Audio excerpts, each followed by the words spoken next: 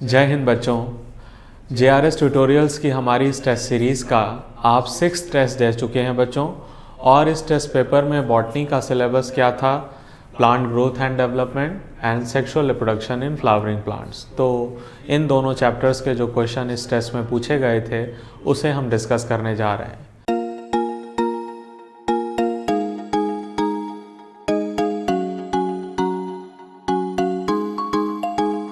Question number 91 यहाँ पर बताना था कि कौन सा स्टेटमेंट करेक्ट है। तो बच्चों यहाँ पर इनकरेक्ट स्टेटमेंट है 4th एंड 5th, वो मैं एक्सप्लेन कर देता हूँ। 4th इनकरेक्ट क्यों है? क्योंकि यहाँ पर कहा जा रहा है during the process of development एक simple body organization is form. अगर आप NCERT को ध्यान से पढ़ेंगे तो वहाँ लिखा हुआ है कॉम्प्लेक्स बॉडी ऑर्गेनाइजेशन। तो इसलिए बच्चों ये स्टेटमेंट गलत है। और फिर इसी तरह 5th स्टेटमेंट, यहाँ पर क्या कहा जा रहा है?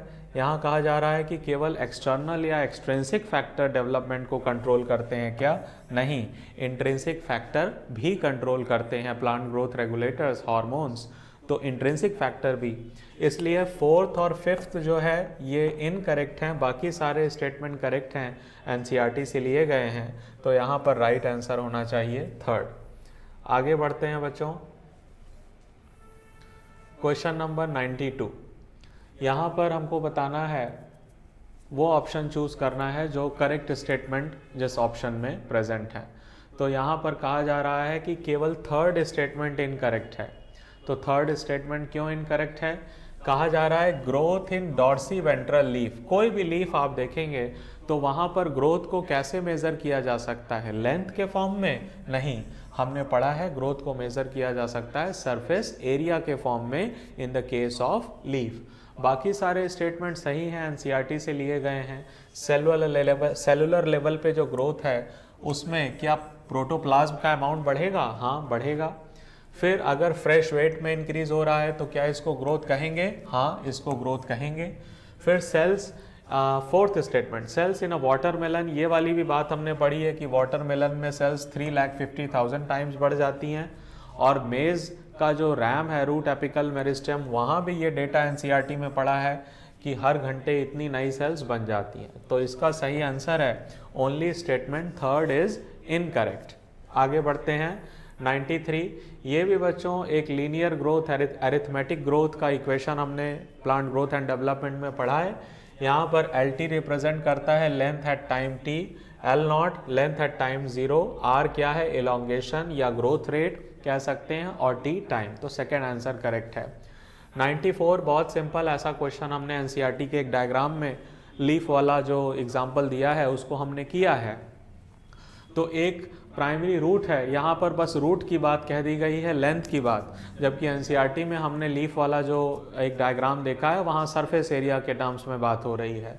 तो एक लीफ है जिसकी एक रूट है जिसकी लेंथ कितनी है? 5 सेंटीमीटर, और ग्रो करके वो 22 सेंटीमीटर हो गई। तो एब्सोल्यूट ग्रोथ कितनी हुई? 22 माइनस 5 यानी 17 सेंटीमीटर। और अगर रिलेटिव ग्रोथ देखना है तो 17 सेंटीमीटर जो ग्रोथ हुई है इसको आप इनिशियल से डिवाइड करोगे और परसेंटेज निकालोगे। तो परसेंटेज निकालोगे तो कितना हो जाएगा? 340%। तो इसका आंसर सही क्या होना चाहिए? 3rd। तो जब एब्सोल्यूट ग्रोथ रेट निकाल रहे हैं तो सिर्फ आप डिफरेंस करेंगे, और जब रिलेटिव ग्रोथ निकाल रहे हैं तो डिफरेंस जितना ग्रोथ हुई है इस ग्रोथ को आप डिवाइड कर देंगे इनिशियल पैरामीटर से। फिर देखते हैं 95, which is not true for plant growth. ये सारी भी बातें NCERT में पढ़ी हैं। प्लांट ग्रोथ ओपन होती है, इनडिटर्मिनेट, मेजरेबल होती है और इरिवर्सिबल होगी। तो यहाँ पर रिवर्सिबल लिखा हुआ है। आगे बढ़ते हैं 96, विच of the following statements about growth is not correct पूछा गया है। कौन सी बात ऐसी है जो ग्रोथ के लिए करेक्ट नहीं है? तो बच्चों इसमें देखिए 4th statement, seed germination is a developmental process that does not justify growth. क्या सीड डेवलपमेंट को ग्रोथ नहीं कह सकते? कह सकते हैं। तो यहाँ पर 4th स्टेटमेंट ये इनकरेक्ट है, यानी ये सही आंसर होना चाहिए, और बाकी सारे स्टेटमेंट जो हैं वो करेक्ट हैं। फिर आते हैं 97 पर। Consider the given functions of plant growth regulator. तो ये मैच करना है बच्चों करेक्ट फंक्शन के साथ। तो सेल डिवीजन को आप किसके साथ मैच करोगे, इसमें हमें ये देखना है कि प्लांट ग्रोथ रेगुलेटर्स जो हैं उनमें कौन कौन से फंक्शन हैं जो ग्रोथ से रिलेटेड हैं और कौन कौन से फंक्शन हैं जो इनहिबिशन से रिलेटेड हैं, ग्रोथ प्रमोटर और ग्रोथ इनहिबिटर। तो ग्रोथ प्रमोटर पहले देखते हैं, सेल डिवीजन ये ग्रोथ प्रमोटर है, फिर सेल इनलार्जमेंट ये भी प्रमोटर है, पैटर्न फॉर्मेशन ये भी हमारी एनसीईआरटी में लिखा है promoter, growth promoting activity, tropic growth and seed formation. Tropic growth क्या होती है, जैसे लाइट स्टिमुलस के डायरेक्शन में ग्रोथ होना फोटोट्रॉपिक, ग्रेविटी के डायरेक्शन में ग्रोथ होना जियोट्रॉपिक। तो ट्रॉपिक ग्रोथ या सीड फॉर्मेशन ये भी ग्रोथ प्रमोटिंग एक्टिविटी है। फ्लावरिंग एंड फ्रूटिंग ये भी प्रमोटिंग एक्टिविटी है। रेस्पॉन्स टू वुंड ये भी कैसी एक्टिविटी है बच्चों, ये ग्रोथ इनहिबिटर एक्टिविटी है। और seventh, response to stress of biotic and abiotic origin ये भी ग्रोथ इनहिबिटर एक्टिविटी है। तो यहाँ पर थर्ड आंसर होना चाहिए। और ये सारी बातें कहाँ से ली गई हैं, ये सारे पॉइंट्स बच्चों एनसीईआरटी से लिए गए हैं। तो एनसीईआरटी से लिए गए हैं, आपको इनका ध्यान रखना है, इनको याद रखना है। आगे बढ़ते हैं 98। In coleoptile tissue auxin is produced by growing apices of stem which migrate to the region of its action। ये स्टेटमेंट सही है। Auxin is not transported because it is used where it is made. नहीं, transport तो होता है, ये diffuse होकर नीचे की तरफ आएगी शेडेड साइड में और सेल इलोंगेशन करती है। तो ऑक्सिन के बारे में ये तो हमने पढ़ा, it is transported by xylem. नहीं, इसका ट्रांसपोर्ट वैस्कुलर सिस्टम से नहीं होता, डिफ्यूजन से ये ट्रांसपोर्ट होती है। और transport from basis to tip नहीं, फ्लोएम से तो वैसे भी ट्रांसपोर्ट नहीं होगा और टिप से नीचे की तरफ ट्रांसपोर्ट होगा। तो यहाँ पर करेक्ट आंसर केवल फोर्थ है। कंसीडर द फॉलोइंग स्टेटमेंट 99 में देखिए अबाउट ऑक्सिन, और इनकरेक्ट बताना है। तो यहाँ पर बच्चों हमने पढ़ा है कि IA 2,4-D ये सब जो ऑक्सिन के फॉर्म है, क्या इनका एग्रीकल्चरल में कोई यूज़ नहीं है, लिमिटेड यूज़ है? नहीं, यहाँ पर इनके बहुत सारे यूजेस हमने पढ़े हैं। तो इनकरेक्ट बताना था, सेकंड इनकरेक्ट है, बाकी सारे स्टेटमेंट करेक्ट हैं। ये सारे एनसीईआरटी से लिए गए हैं। 100 citrus fruit can be left on the tree longer so as to increase market period की बात एनसीईआरटी में किस हार्मोन के लिए हो रही है? Gibberellic acid. ये सेनेसेंस को डिले कर देगा, तो फ्रूट्स को ट्री पर हम ज़्यादा समय के लिए छोड़ सकते हैं, तो मार्केट पीरियड बढ़ जाएगा। 101 देखते हैं, difference between kinetin and zeatin. तो जियाटिन जियामेस से निकाला गया था, इसको हम नेचुरल कहते हैं, काइनेटिन को सिंथेटिक कहते हैं। सारी बातें एनसीईआरटी पर हैं और ये सब छोटे छोटे पॉइंट्स, ये छोटी छोटी बातें बहुत इंपॉर्टेंट है, क्वेश्चन के फॉर्म में पूछी जाती हैं।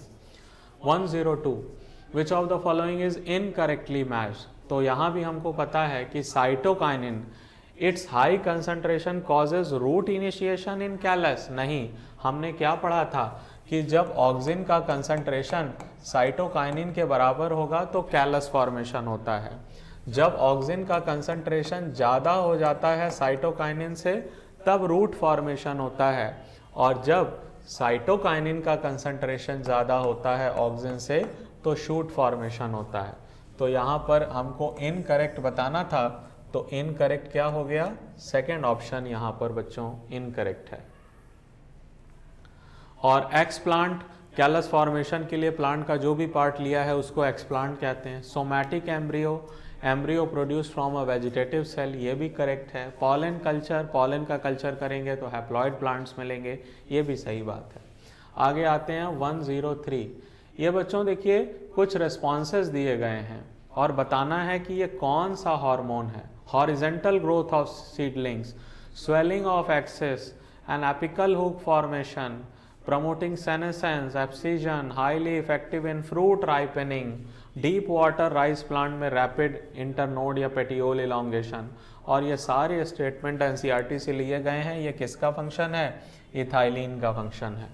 104 इनकरेक्ट बताना है। तो ABA बताइए, राइपेंड बनानास से हमको मिलेगा क्या? फ्रूट राइपनिंग में इन्वॉल्व होता है? नहीं, यानी ये इनकरेक्ट है। तो सही ऑप्शन 105। यहाँ पर भी हार्मोन को पहचानना है बच्चों। एक प्लांट ग्रोथ इनिबिटर है और सीड डेवलपमेंट, मैच्योरेशन, डॉर्मेंसी में इसका रोल है। डेसिकेशन से बचाएगा, अनफेवरेबल कंडीशन से बचाएगा। तो ये स्ट्रेस हार्मोन की बात हो रही है, एब्सिसिक एसिड की बात हो रही है। आगे आइए 106। यहाँ पर भी इनकरेक्ट बताना है। तो देखते हैं, बहुत सारे intrinsic factor such as third statement देखिए, इंट्रिंसिक फैक्टर टेम्परेचर, लाइट। पहले आप ये बताइए कि क्या लाइट, टेम्परेचर ये सब इंट्रिंसिक फैक्टर हैं? नहीं, ये एक्सट्रिंसिक फैक्टर हैं। तो यही स्टेटमेंट इनकरेक्ट है, यानी सही आंसर हो गया। बाकी सारे स्टेटमेंट बहुत ही सिंपल हैं और आपको इस चैप्टर में बच्चे सिर्फ एनसीईआरटी को ध्यान से देखना है। किसी हार्मोन के बहुत सारे फंक्शंस, बहुत सारे एप्लीकेशन हो सकते हैं, लेकिन जो फंक्शन, जो एप्लीकेशंस हमारी एनसीईआरटी में है, केवल उन पॉइंट्स को आप ध्यान रखिए। और देखिए, ये chapter plant growth and development काफ़ी हद तक याद करने वाला है। तो इसमें जो फंक्शंस हैं, जो एप्लीकेशंस हैं, उसको याद रखना पड़ेगा आपको। एनसीईआरटी की लाइंस को भी ध्यान रखना पड़ेगा। फिर 107, दो स्टेटमेंट दिए गए हैं। तो growth at cellular level is principally a consequence of increase in amount of protoplasm. हाँ, सेल लेवल पर अगर ग्रोथ हो रही है तो प्रोटोप्लाज्म में इंक्रीज होगा, यस। और growth is measured by variety of parameter, ये भी बातें सही हैं। लेंथ है, सरफेस एरिया है, वेट है, बायोमास, कई तरह से ग्रोथ को मेजर किया जा सकता है। तो फोर्थ स्टेटमेंट आंसर है। 108, दो स्टेटमेंट हैं, दोनों एनसीईआरटी से लिए गए हैं। ग्रोथ का मतलब क्या है? एक सीक्वेंशियल चेंज, सही बात है।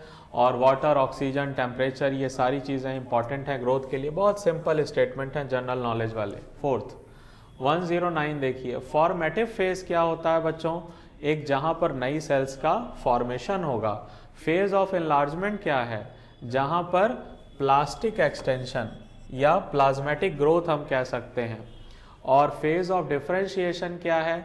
जहाँ पर सेल्स स्पेशलाइज हो जाएंगी, स्पेशलाइज हो जाएंगी किसी एक खास काम के लिए, फंक्शन के लिए, स्ट्रक्चरली।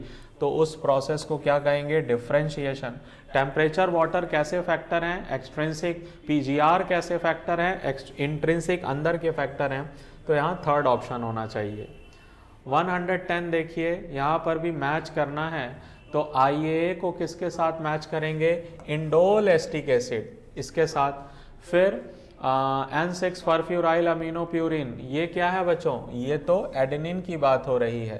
ABA को किसके साथ मैच करेंगे? ये कैरोटिनॉइड्स के डेरिवेटिव होते हैं।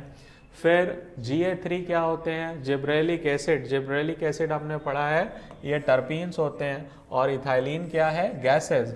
तो करेक्ट मैच होना चाहिए सेकेंड। फिर एक मैच द फॉलोइंग है बच्चों, बहुत सिंपल है। जियाटिन को किससे मैच करिए? साइटोकाइनिन। अभी पढ़ा कि जिया मेज से निकलने वाला ये क्या है? साइटोकाइनिन है, मक्का। और ABA किसके साथ मैच होगा? एंटी जिब्रेलिन, एंटी GA कहते हैं, स्ट्रेस हार्मोन है। IBA किसके साथ मैच होगा? Indole butyric acid, natural auxin है। और NA सिंथेटिक ऑक्सिन है। तो ये किसके साथ मैच होना चाहिए? Fourth. 112, removal of shoot tip is useful to boost the production of tea leaves.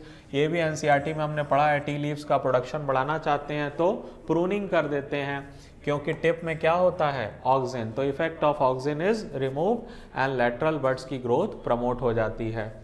113, सब फिर इसमें से बताना है कि क्या करेक्ट नहीं है। अब यहाँ से क्वेश्चन शुरू हो रहे हैं sexual reproduction in flowering plants के। तो फिर देखिए सेकेंड स्टेटमेंट, ये एनसीईआरटी से लिया गया है। अगर आपको एंथर का बाइलोब नेचर देखना है तो क्या लॉन्गिट्यूडनल सेक्शन में देख पाएंगे? नहीं, एनसीईआरटी कह रही है ट्रांसवर्स सेक्शन में। तो देखिए बच्चों, कितनी छोटी छोटी बातें हैं। एनसीईआरटी के ये स्टेटमेंट लिखे जाते हैं और थोड़ा थोड़ा उनमें चेंज कर दिया जाता है और वो स्टेटमेंट क्या हो जाता है? रॉन्ग हो जाता है। तो अगर हमारा ध्यान नहीं जाएगा, केयरफुल्ली क्वेश्चन को हमने नहीं पढ़ा है, तो हमें लगेगा कि ये तो एनसीईआरटी के ही सारे स्टेटमेंट है, सब सही हैं।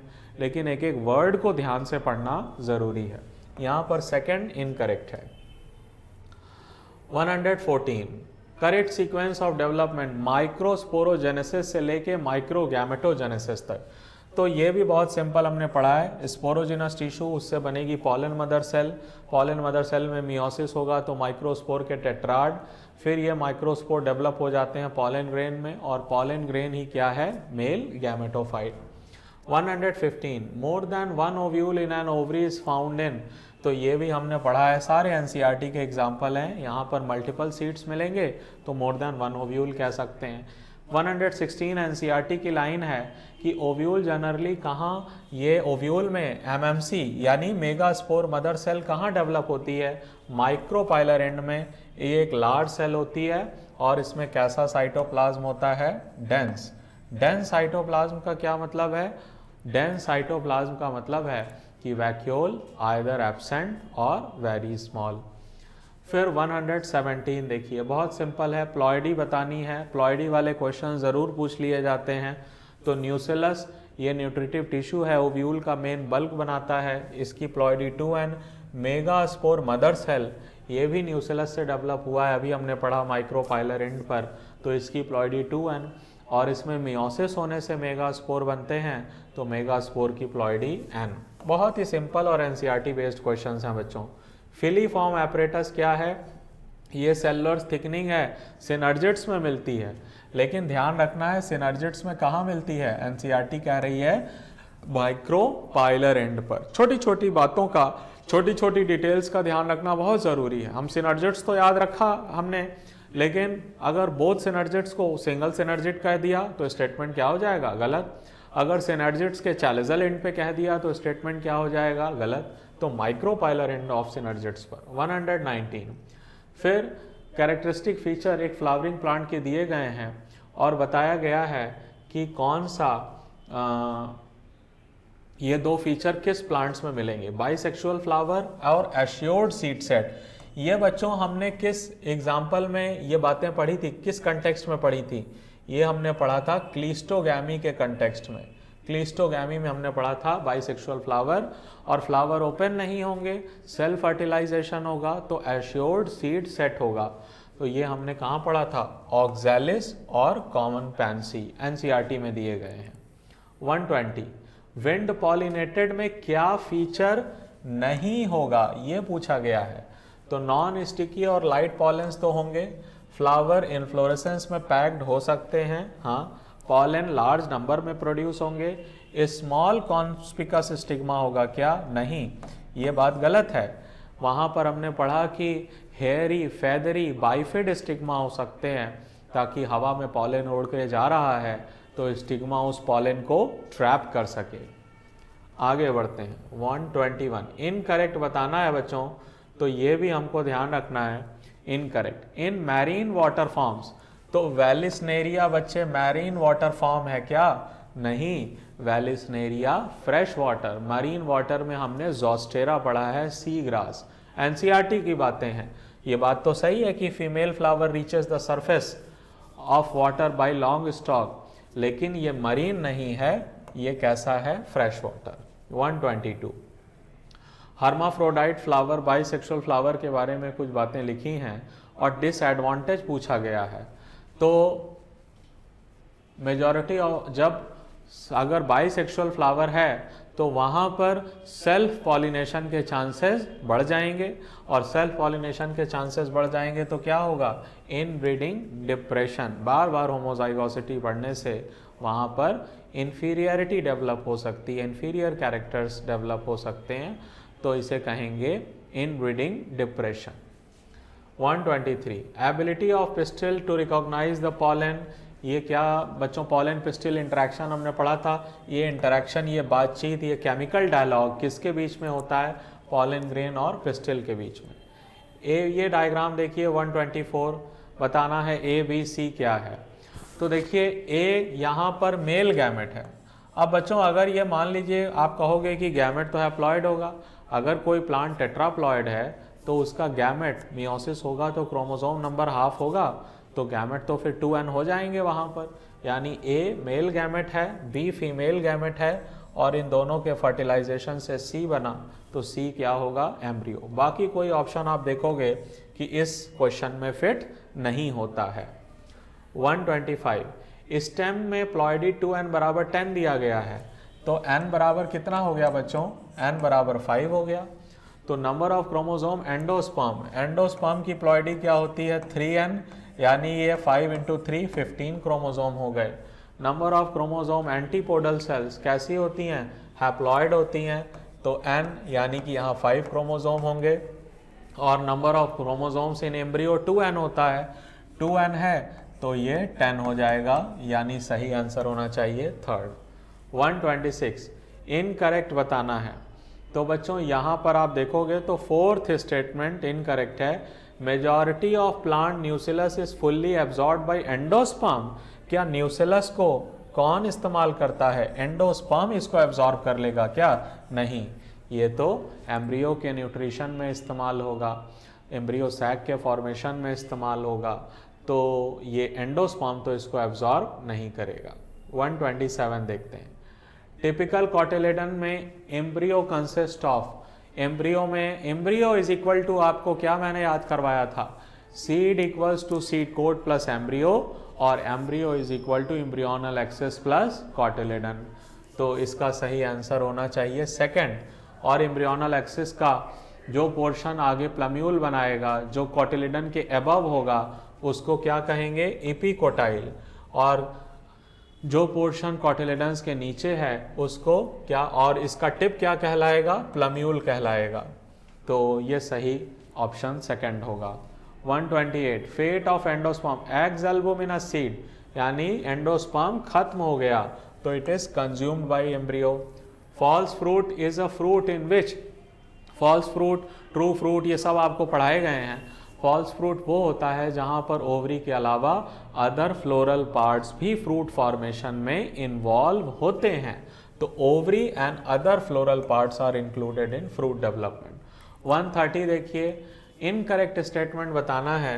तो ऑरेंज, संतरा आपने खाया है, हाँ, तो इसके सीड्स में क्या सिंगल एम्ब्रियो मिलेगा, ये सिट्रस फ्रूट है, और हमने पढ़ा है कि यहाँ पॉली एम्ब्रियोनी हो सकती है, यानी इसके एक सीड में मोर देन वन एम्ब्रियो हो सकते हैं। सिट्रस फ्रूट पॉली एम्ब्रियोनी का केस है, तो ये इनकरेक्ट स्टेटमेंट है, यानी सही आंसर। 131 असर्शन रीजन, तो फ्लावर एक मॉडिफाइड कंडेंस शूट है, ये बात तो सही है, और fertile leaves of shoot become micro and mega sporophylls bearing anther and ovule. तो ये भी हमने पढ़ा बच्चों की जो एंथर्स होते हैं, जो स्टैमेन है, ये क्या रिप्रेजेंट करता है, माइक्रोस्पोरोफिल, और जो कार्पेल या पिस्टिल है वो क्या रिप्रेजेंट करता है, मेगा स्पोरोफिल। तो ये स्टैमेंस और ओवरी ये सब क्या हैं, स्पोरोफिल्स यानी फर्टाइल लीव्स हैं। तो दोनों बातें तो सही हैं, लेकिन ये इसको एक्सप्लेन नहीं कर रहा है। फ्लावर कंडेंस शूट क्यों है, क्योंकि इसके सारे इंटरनोड कंडेंस हो गए हैं, नोड पास पास आ गए हैं। ये कंडेंस शूट इसलिए हो गया है क्योंकि यहाँ पर कुछ हार्मोनल चेंजेस हुए थे, ये सही रीज़न कहा जा सकता है। 132 flower are the structure related to sexual reproduction in flowering plant, ये बात तो सही है। और various embryological processes of plants occur in root, stem and leaf, नहीं, ये बात एनसीईआरटी में फ्लावर के लिए लिखी गई है, तो third option assertion is true, reason is false. Match the following बच्चों, ये भी आपको ध्यान रखना चाहिए। विंड पॉलिनेशन क्या होता है, wind pollination anemophily, water pollination hydrophily, insect pollination entomophily, bird pollination ornithophily. फिर आगे आते हैं 134, ये भी हमको ध्यान रखना है। पार्थेनोकार्पी क्या होती है, पार्थेनोकार्पी में सीडलेस फ्रूट मिलते हैं, poly embryony more than one embryo, ये भी डिस्कस किया हमने। एपोमिक्सिस क्या है, सीड बनेगा लेकिन सेक्सुअल रिप्रोडक्शन नहीं होगा, सेक्सुअल रिप्रोडक्शन नहीं है यानी मियोसिस और सिनगैमी एब्सेंट, और डॉर्मेंसी क्या है, इनएक्टिव स्टेट, यानी फर्स्ट आंसर करेक्ट है। 135 वैलिसनेरिया अभी पढ़ा, कैसा पॉलिनेशन यहाँ पर होता है, एपीहाइड्रोफिली, वाटर सरफेस पर होगा, तो मेल फ्लावर वाटर करंट से आते हैं और फीमेल फ्लावर अपना स्टॉक लंबा करके सरफेस पे पहुँचता है। तो ये पेपर हमने डिस्कस कर लिया है बच्चों, होपफुली आपका पेपर अच्छा गया होगा, आप मेहनत से अच्छे से पढ़ाई कर रहे होंगे। और मैंने बार बार कहा है कि ये टाइम है जब हमें एनसीईआरटी को बहुत अच्छे से पढ़ना है, बार बार पढ़ना है। हमें ज़्यादा नहीं पढ़ना है, एनसीईआरटी को ही ज़्यादा बार पढ़ना है। तो आप एनसीईआरटी पर फोकस्ड होकर रहें। एनसीईआरटी का टेक्स्ट, एनसीईआरटी की समरी, उसकी एक्सरसाइजेज, उसके डायग्राम्स, उसकी हर एक चीज़ बहुत इंपॉर्टेंट है। थैंक यू बच्चों।